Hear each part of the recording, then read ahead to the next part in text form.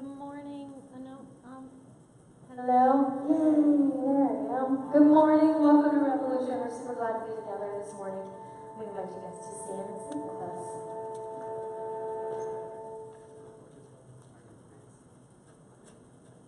We're getting there. Suzanne, any bass? There we are.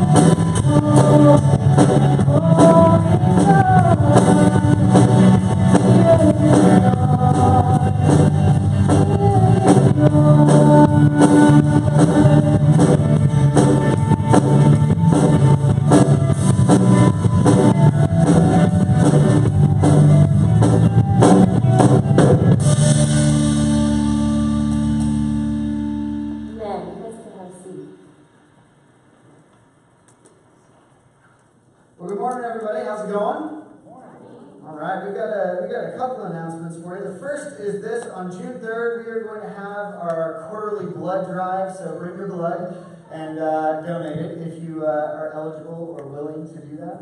That's an awesome way that we can serve our community. Easy to remember to bring that. Church Hangout Picnic coming up on Saturday, June the 9th in Pasadena. We would love to have you all there. And Kenny. So here at Revolution, we're a busy church. There's a bunch of stuff going on all the time. More stuff, no more than two. What are like the two things that have to be said to you, all this information we have, but we struggle to figure out how to do that in a way that everybody can hear. So we try all kinds of stuff. We post stuff on Facebook, we put stuff on Instagram all the time, faithfully.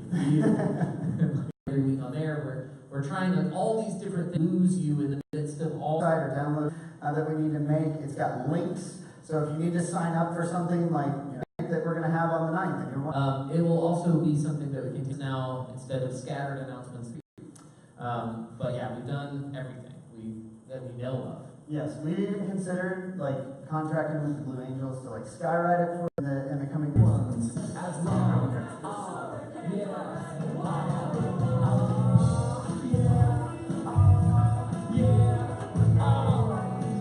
These guys put on incredible rush. Because they're like real understated, but like still super fun. That's my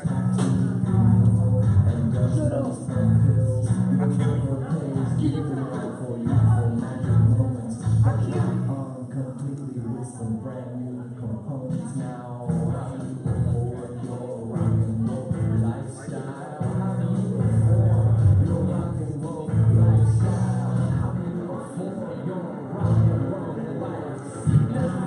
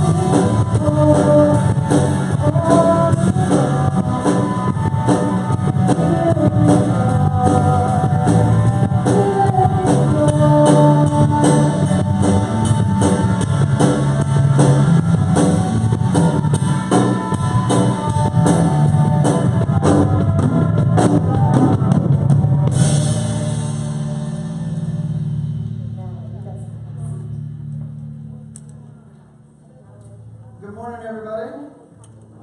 How's it going? Nice long weekend. We have a couple of announcements for you this morning. The first is we have on June 3rd our quarterly blood drive that is happening. So on June 3rd, bring your blood, and we'll bring the needles. Actually, we won't bring the needles. Professionals, trained professionals. I need to not talk about this. It's hard to leave it at home. You'll have it with you, I'm almost sure. Indeed.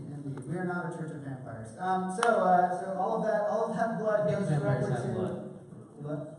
Never mind. Anyhow, all of that blood goes directly to the Anne Arundel Medical Center, the blood bank there. So it stays right here in our community. It's an incredible way that we can, in a simple way, really love our community well. Second thing is, on the 9th of June, we are having a picnic, a church family hangout picnic gathering. It's on the 9th of June. It's in Pasadena, and Kenny is going to tell you. 9th of June, not a Sunday, but a Saturday. Saturday. It's a Saturday, that's correct. And it's not here. It is not here. It's in Pasadena. In Pasadena, Right. in Nelson's neighborhood. I said it wasn't. They have a wooded pavilion. It's beautiful. And their big grills, their chairs, their sofas. Man, it sounds amazing. It's going to be an awesome. Sounds like the only thing So- missing is people in their blood. That. We're going to combine it. No. All right, so I'm not even. How can people find out more about that? So on that note, so this picnic thing is symptomatic of what is happening on Sunday mornings. So many, in fact, that it's hard for us to even write down what two things that we're going to talk about on Sunday mornings. It's very hard.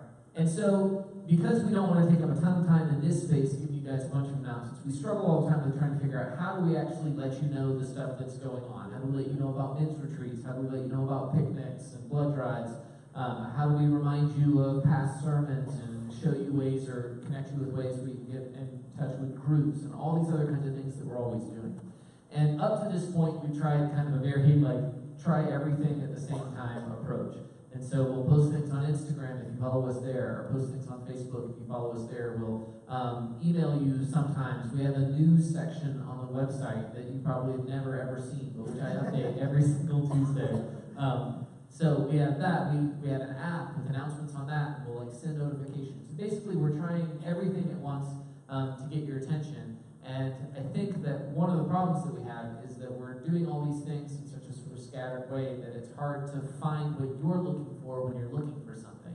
So you may know, yeah, Revolution posts stuff on Facebook, but then you might think to yourself, but I really want to sign up for the men's retreat, and then you have no idea where to actually go to find it. So we've been trying, that's been a problem, and I think we finally have fixed it.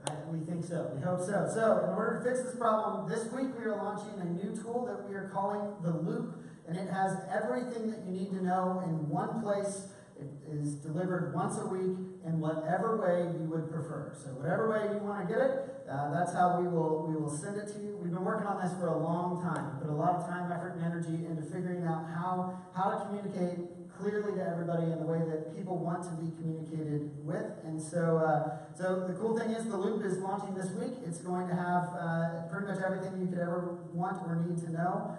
It's an easy way to catch up on current sermon series. So if you missed the last week, you'll be able to get that in your inbox. You can click on that link and listen to it right from the website or download the podcast. It has weekly announcements in it.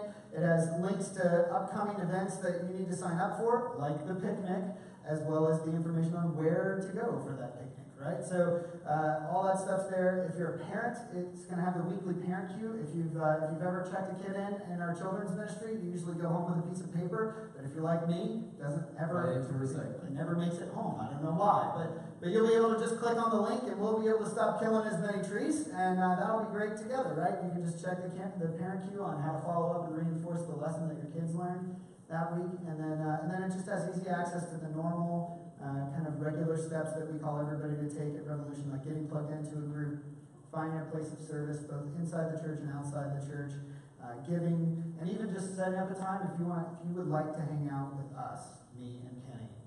You can set up a time to do that from the Loop. It's just going to be amazing. So Kenny, how do you actually get it? Good. So So you can get this in, like Josh said, the first thing that you're going to need to do is you're going to need to take the Connect card that you got. Even if you're somebody who's been coming forever, and you know we have your information, this is something that we need people to actually sign up for separate. So we're not just going to start sending this to everybody. We're only sending it to people who ask for it. And you can get that just by filling out your Connect card and putting it in the box that's over there by the door. And on that card, you can check whether you want this emailed to you or whether you prefer us to text it to you. But yeah, you can get it in any of those ways. It can come to your inbox every week. We can text it to you so it shows up on your phone immediately.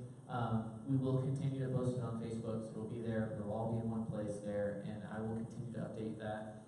RevolutionAnnapolis.com/news. Every week I do this. Just check it out sometime. You know, there are a lot of little pictures. I go around town and take pictures of things that I can post every week.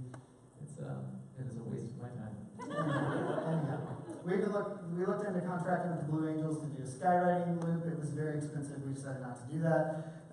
But fill out that card. If this is your church, we'd love for you to receive the loop so you can stay in the loop.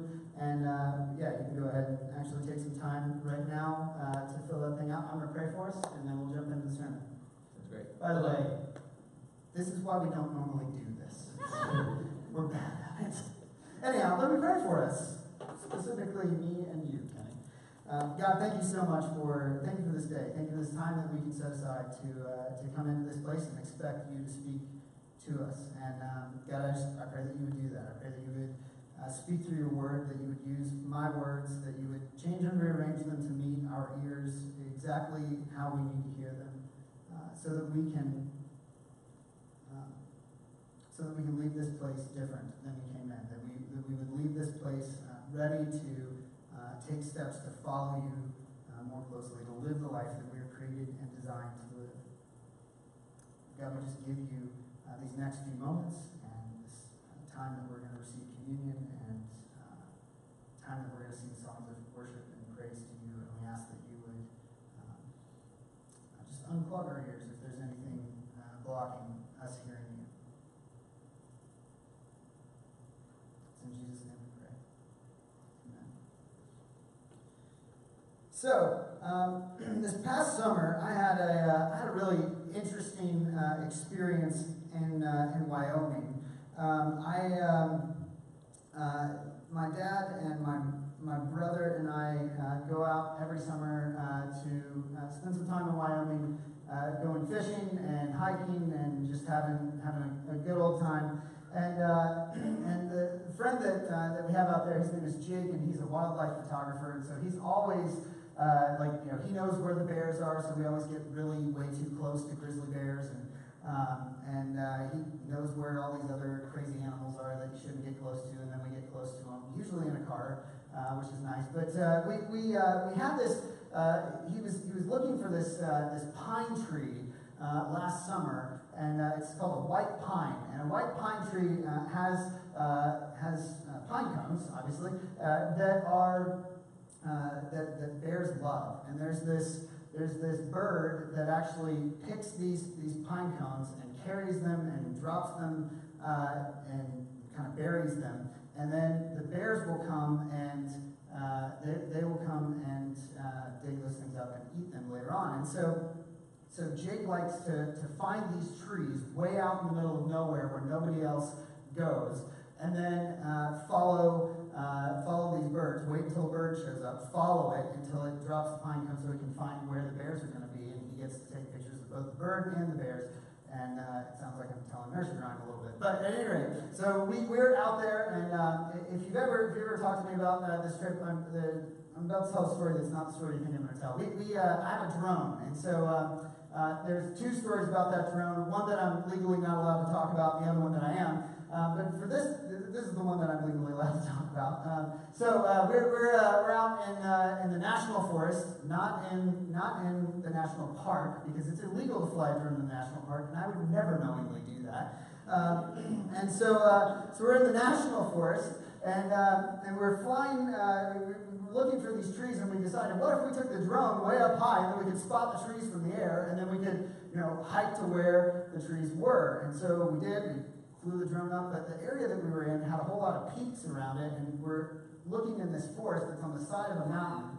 And I didn't know this until afterwards, but there's a setting on the drone that when you're flying in an area where there might be a lot of interference, you can actually change the way the drone communicates with the controller so that it communicates in a way that it doesn't lose signal. Unfortunately, you can see where this is going. I didn't know that at the time. And so the drone, we took it off, we flew it over, and it was fine as long as it was way up in the air. And we were looking down, we spotted one of these trees, and so I dropped it down below the, into the trees and over a ridge, so I couldn't see it anymore. We lost line of sight with it. And we were flying around this white pine tree that we were going to go then try to find. And we were trying to make sure that it was the right kind of tree because it was probably about a half mile away from us at this point. So all of a sudden, as I'm descending, the control stops working. So I'm like flying and it's dropping, but I'm not trying to make it descend anymore, and it just keeps dropping. I'm watching on the screen, all of a sudden the screen goes black, and then it comes back, and when it comes back, the drone is flying forward at the very tree that we were looking at, and I'm like, come on, don't do this. And the last thing I saw on the footage was the drone flipping upside down, and obviously we could kind of actually hear it crack into the tree from a long way away, and it flipped upside down, and that was it. And so this leads to a moment where my dad, my friend Jake, and I are in the forest with bear mace out because there is a bear nearby, and Jake spends enough time around bears that if Jake is worried about a bear attacking us, we are all very, very worried. And so there's a bear nearby. We can hear it. We can't see it. But what we can see of it is there's lots of bear poop all over the place. And so we're all like walking around like ready to bear mace. Like if a person had come through the bushes at that moment, that person would have gone to the hospital for a very long time because we would have bear maced them hard from multiple angles. It was a sticky situation. But this led to this moment where we're walking around this very dangerous situation. We ended up being able to find the drone, but it took a whole day. We had to go back to a place where we could get online, actually look up the GPS coordinates of where the drone was, and go back to that spot with a GPS unit to be able to find where the drone was. We found the tree as well, which was awesome. Happy end to the story. The drone was fine. I just had to buy new. You don't care. At any rate, we get back to this place the next day. But that whole night and the next morning, I was thinking, I'm done. My drone's gone. I'm not going to get it back. And it was all because I had not put the settings correct so that the drone could talk to the controller. It was all because there was this moment where I really needed the drone to be able to receive connection and information from me, and it couldn't. We're in this series that we're kicking off today called Tune In. And the idea of this series is that if we are going to live the way we were created and designed to live, if we're actually going to live in alignment with the way God created and designed humanity to live and to operate, we've got to learn to hear God's voice. We've got to learn to tune in to God. Almost the way you would with a transistor radio. If you remember these, where you tune a transistor radio so that you can hear correctly. We've got to learn to stay tuned in and connected so that in the moment that we need to make a very, very important decision, in the moment that we need to actually follow God in some aspect of our life, that we can actually, that we're ready to hear Him and ready to say yes. And what we're going to talk about in this series is spiritual disciplines. Now, if you're like me, when you hear spiritual disciplines, and I've done a little time in church, so if you've done a little time in church, my guess is when you hear spiritual disciplines, you might react the same way I do, which is to be like, oh man, like that's like spiritual disciplines. And maybe if you've never done any time in church and that's a new term for you, doesn't sound too pleasant, right? Typically when we think of spiritual disciplines, we think of things that make us uncomfortable. We think of things that are not fun. We think of things that are maybe even painful, like fasting.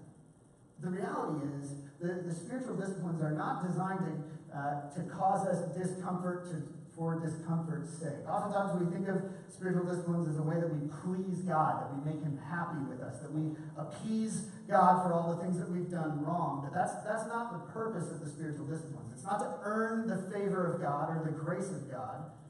The spiritual disciplines are so that we can tune in. So that in a moment where we have an important decision to make, we can actually do what God wants us to do. This is what the spiritual disciplines do. They help tune us in to God and stay tuned in so that we can hear God and respond to Him rightly. In John chapter 5, verse 19, Jesus says this. He says, "Very truly I tell you, the Son can do nothing by Himself. He can only do what He sees the Father doing. Because whatever the Father does, the Son also does. And what Jesus is saying here is this: I stay connected to God the Father. Oftentimes we say at Revolution that Jesus is the archetype of humanity. That when we look at Jesus, when we read the Gospels to see his life, not only do we see the person who paid the price so that we could be reconnected and reunited with God, but we also see what humanity was created and designed to look like.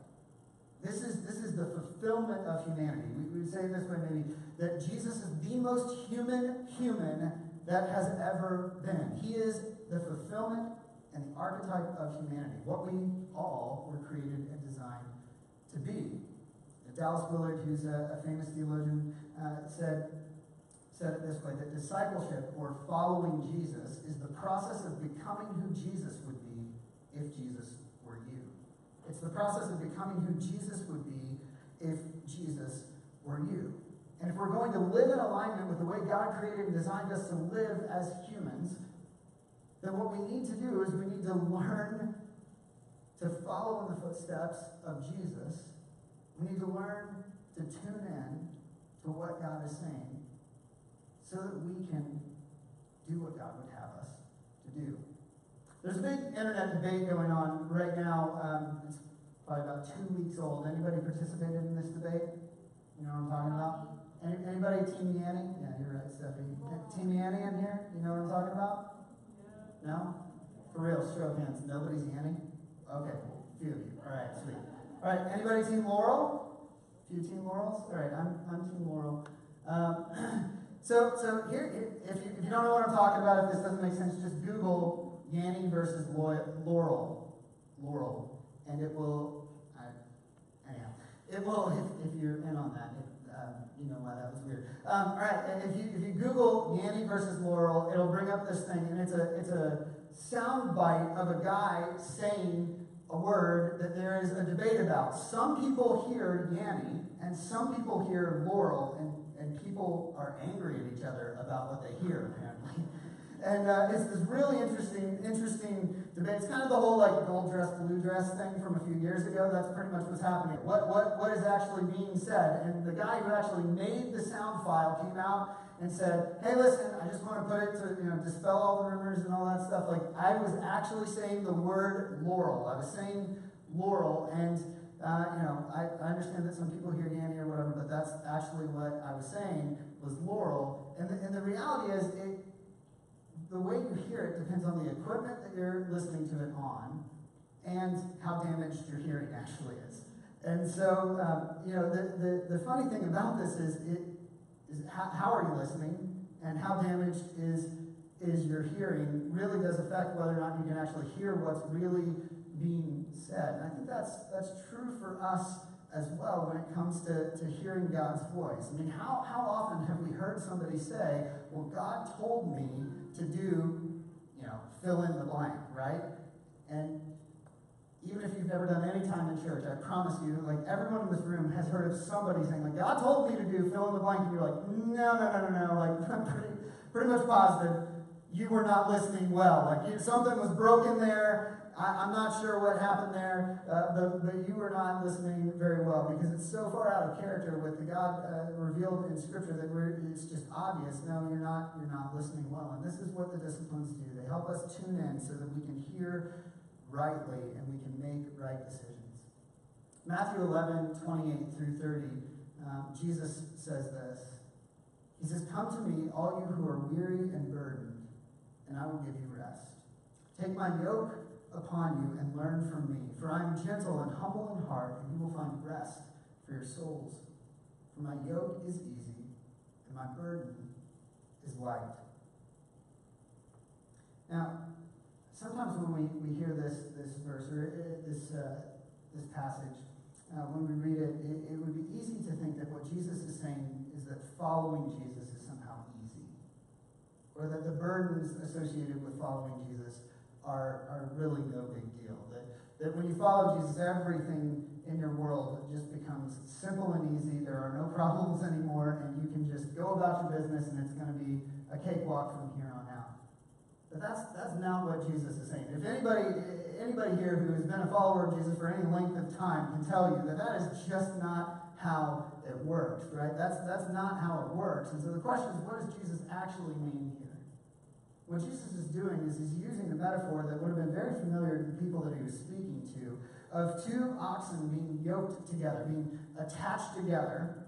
And the metaphor is essentially an oxen who's been doing this for a long time, hooked up to one that hasn't, who's been pulling a plow for a long time, hooked up to one that.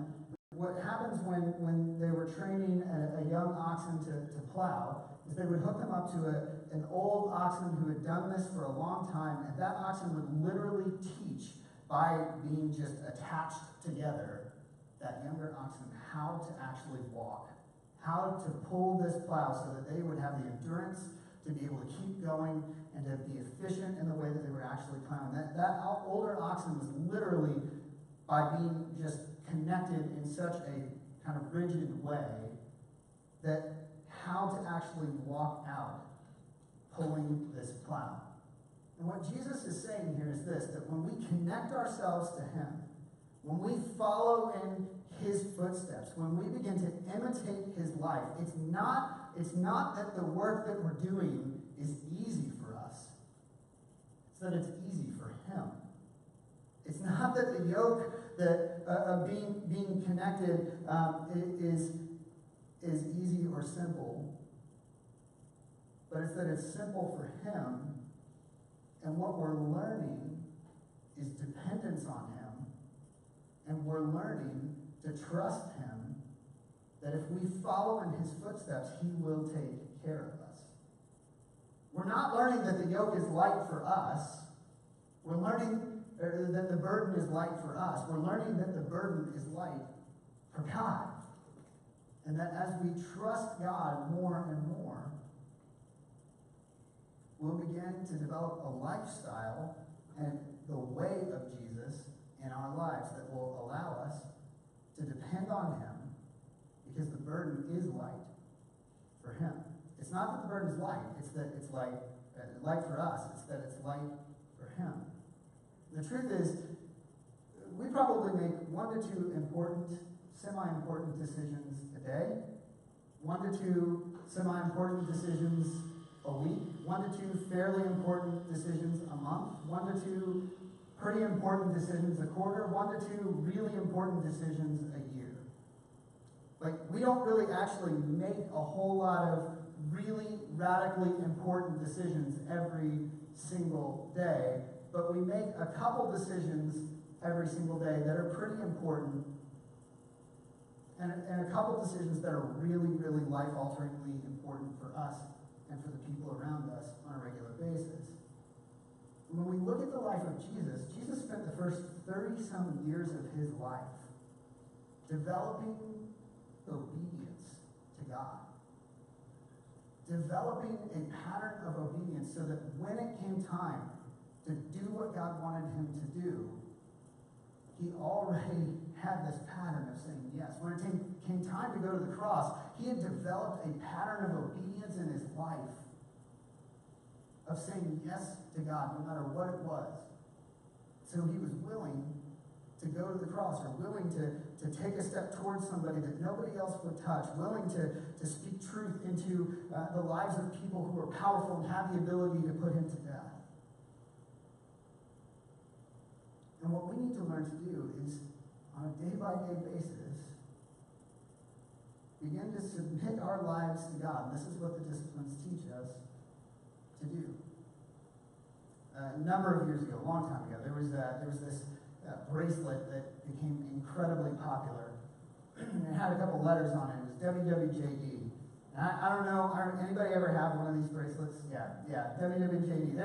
It was like this craze. It went way beyond Christianity, was like a really big deal in society, at least in our culture. And it became kind of this moment where everybody was sort of saying, well, what would Jesus do? What would Jesus do? What would Jesus do? And the funny thing about this is, like, anybody still wear their WWJD bracelet? That was not me saying yes. I'm just saying no. Nobody does. No one does, right? You never see these anymore. And the question that leads me to is, like, well, did it not work? And if not, why not? If it didn't work, is because the way in which we applied it didn't make any sense. The idea behind this bracelet was that whenever you're faced with a big, important decision, that you would simply look at your bracelet and be like, oh, well, what would Jesus do in this instance? This would be the same thing as like me picking up a baseball bat, walking out onto a Major League Baseball field in the middle of a game, and imagining that like perhaps I can hit like Big Papi simply by asking myself, well, how would he hit the ball? This is just not going to happen, right? Or insert your favorite baseball player. I don't care about baseball at any rate. I just had to pick somebody, right? So this is not how it works, right? If you're gonna hit like your favorite baseball player or insert your favorite sport and play like your favorite player, the thing that you're gonna have to do is not just in the moment where you have to perform, ask yourself the question, how do I, what would they do in this moment? It's actually to say on a much more regular basis. See, this actually would work if we applied it much more broadly to the everyday moments of our lives and simply asked ourselves, what would Jesus do this morning? What would Jesus do when that guy cuts me off in traffic? How would Jesus treat my coworker right now? What would Jesus do if he had my life today? We apply it selectively, and because of that, it's almost impossible for us to actually do it because we haven't built the discipline into our life to actually do what Jesus would do. Discipline develops dependence. That's what this is about. This is why we practice the spiritual disciplines. They develop dependence. And so, as we wrap up this morning, here's what I want us, the first one that we're going to focus on. This is really just kind of the baseline, the foundation for the rest of this series. We're going to get into more spiritual disciplines. Scott and Caro from the Foundry is going to be here next week. He's going to talk about how we read the Bible well. Really encourage you to be here for that. He's a First Church planner, and he's going to be here, preach, tell some exciting stuff that's happening in Baltimore. And but the foundation of this really is about creating space in our lives where we can actually focus intently on hearing from God. Creating space in our lives where we can practice dependence on God. And the way that starts is by simply giving God time. Simply giving God time on a daily basis. Allowing God to have a portion of your day. Luke 5:16 says this, but Jesus often withdrew to lonely places and prayed. This is something that we see Jesus doing consistently throughout his life, withdrawing so that he can be with God. And so here's what I want to challenge you to do this week and over the next several weeks, really for the rest of your life. Even if you're not a follower of Jesus, I want to challenge you to do this, to set aside time on a daily basis. Like maybe the next step for you is actually right now getting out your phone and putting on your calendar 5 minutes where you're simply going to stop whatever you're doing, get to a place where you're alone, turn off all the distractions, and ask God to show up.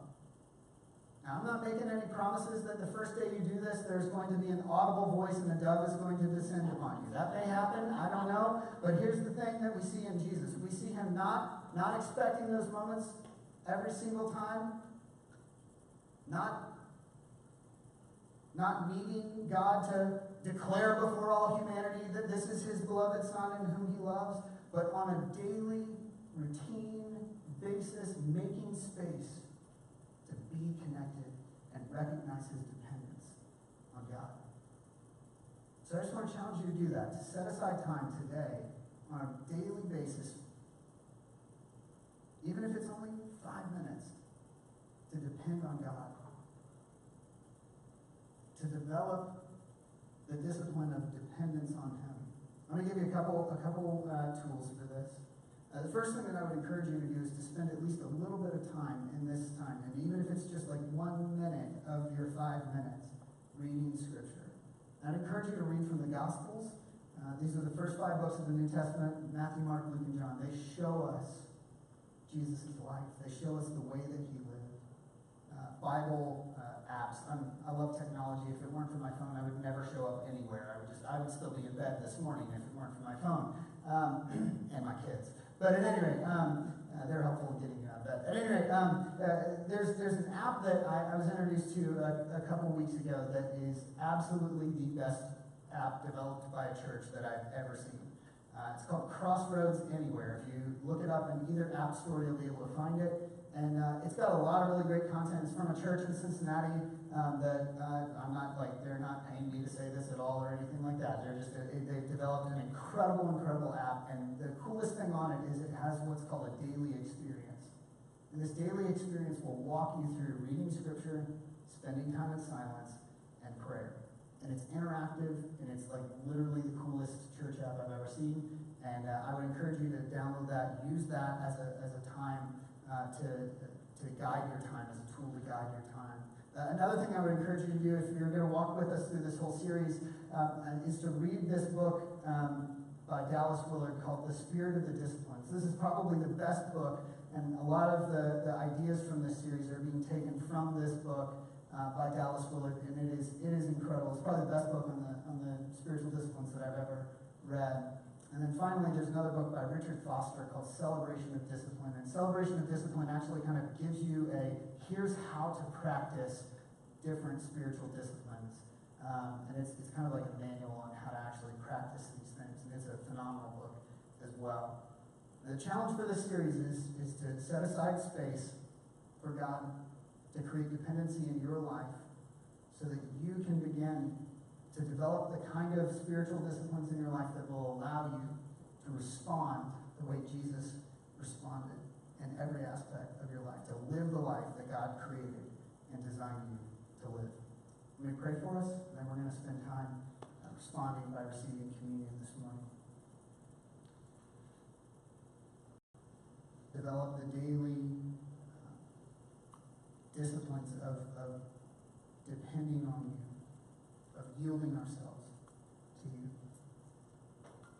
And that through that, Lord, that we would find the life that we were created and designed for. Not an easy life, but a life where we know what we're trusting in.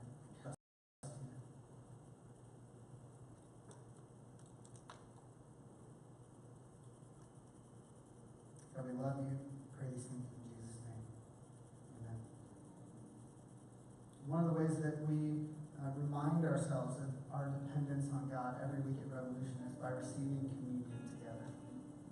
Communion is a physical act that reminds us of the truth that God loves the life that we were created and designed for. So in a moment, the communion servers are going to come forward, and they're going to take a piece of bread and a cup of juice to the ends of either of these aisles. And if you're a follower of Jesus, we just encourage you to come forward and receive communion. This is a reminder that it's not by our own effort that we come to God, but it's by what God has done for us through His Son, Jesus. We hold out our hands. The communion service will break off a piece of bread and put it in your hand, and then you can dip that in the juice. That bread is a reminder of the body of Jesus. Juice is a reminder of the blood of Jesus that was shed. Pay the price for our brokenness. Receive communion this morning, and we'll continue to worship.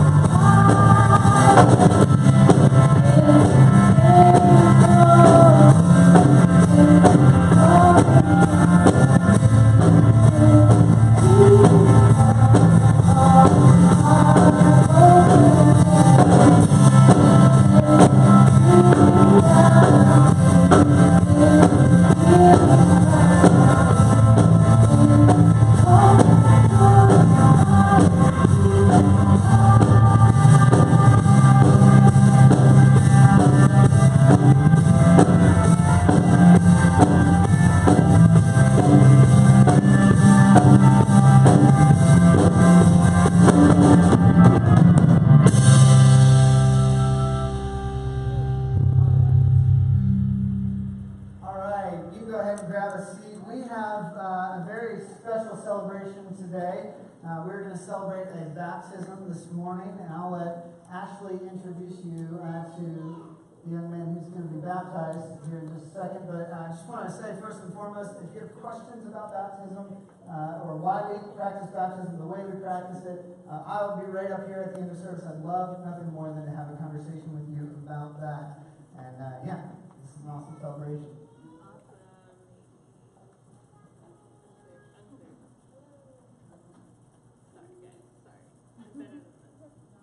Hey guys, so this is Daniel Haller. He has chosen to be baptized. I am so excited for him. He has been talking and working on this for a while now, so I'm very blessed to be able to do this today. So Danny, I'm going to say some stuff right now, and you're going to repeat it if you believe it. Okay? Ready? I believe that Jesus is the Son of God, my Lord and my Savior. Awesome. Okay. I now baptize you in the name of the Father, the Son, and the Holy Spirit.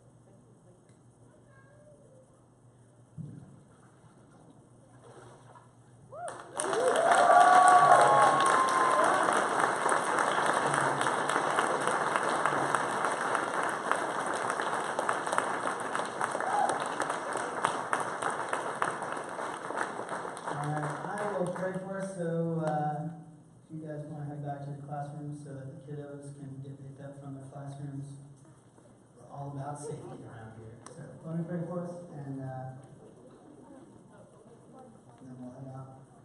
God, we thank you for this day. Lord, we thank you that we get to celebrate Danny, just new life in and through and because of Jesus. And God, we ask that you would continue to use him to bring glory to your name, that people would come to know you because of him, and that you would just continue to guide him and lead him to the life that you created and designed him for, and that people would be drawn to you because of that. God, we also just stop and recognize the freedom that we have and the ability that we have to gather here this morning, and we thank you for the people who have gone before us and who currently protect that freedom, Lord. And we pray that you would continue to protect the Lord, and your kingdom would come, your will would be done in this world. In Jesus' name, amen. Have a great Sunday. If you are able to hang out and help us break down, we would always appreciate the help with that. Otherwise, have a great Memorial Day weekend. I have the video.